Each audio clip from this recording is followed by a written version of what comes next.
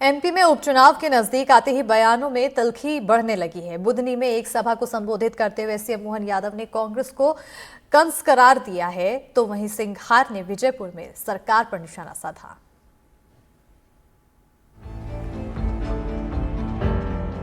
MP में जैसे जैसे 2 विधानसभा सीटों पर उपचुनावों की तारीख नजदीक आ रही है, वैसे वैसे बीजेपी और कांग्रेस एड़ी चोटी का जोर लगाने लगे हैं।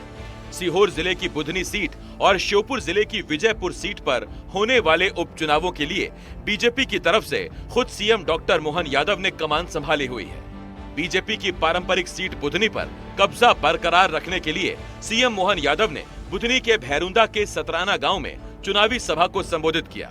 इस दौरान सीएम ने दावा किया कि बीजेपी बुधनी के साथ साथ विजयपुर भी भारी अंतर से जीत रही है, तो साथ ही उन्होंने कांग्रेस की तुलना कंस से कर दी। हमारे दोनों उपचुनाव विजयपुर और बुधनी तो खास तौर पर हमारे पूर्व मुख्यमंत्री और वर्तमान में यशस्वी कृषि मंत्री शिवराज सिंह जी चौहान की कर्मस्थली है और स्वाभाविक रूप से जनता का बहुत गहरा लगाव है। और जिस प्रकार से वातावरण बन रहा, हम अपने इस चुनाव को भारी बहुमत से जीतने की तरफ बढ़ रहे हैं। और आज तो गोपाष्टमी, आज तो ज्यादा महत्व बढ़ जाता है। ये किसान क्षेत्र है, किसान क्षेत्र में उत्साह उमंग से सब लगे हुए। 13 तारीख के दिन भारी मतदान होगा और भाजपा भारी बहुमत से। गांव के अंदर 24 घंटे लाइट मिल जाए, असंभव था कांग्रेस की सरकार में।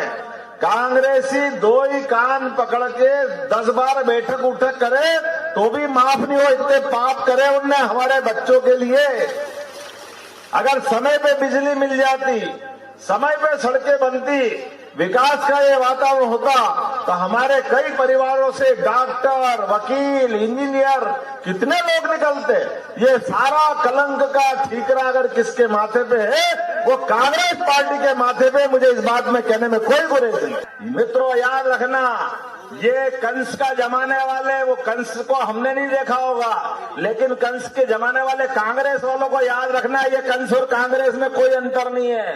ये एक ही लाइन के लोग हैं, एक ही भावना के लोग, जो अपने सदैव अच्छी बातों का विरोध करते, हमारी सनातन संस्कृति का विरोध करते। ये वो सारे काम करते जिससे देश में टूट पैदा हो, जिसमें फूट पैदा हो, आपस में लड़ाते रहेंगे।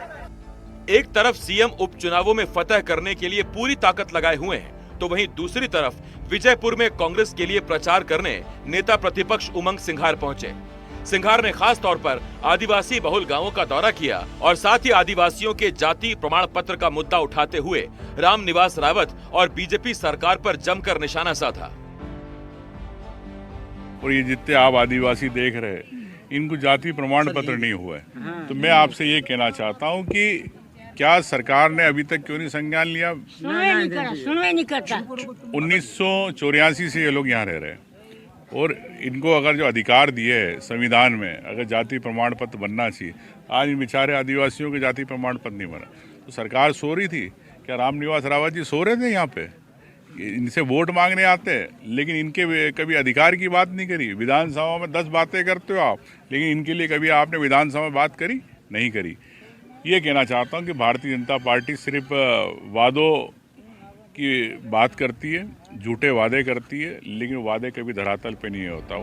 एमपी की 2 विधानसभा सीटों बुधनी और विजयपुर में 13 नवंबर को मतदान होगा, तो वहीं 23 नवंबर को चुनाव के नतीजे आएंगे।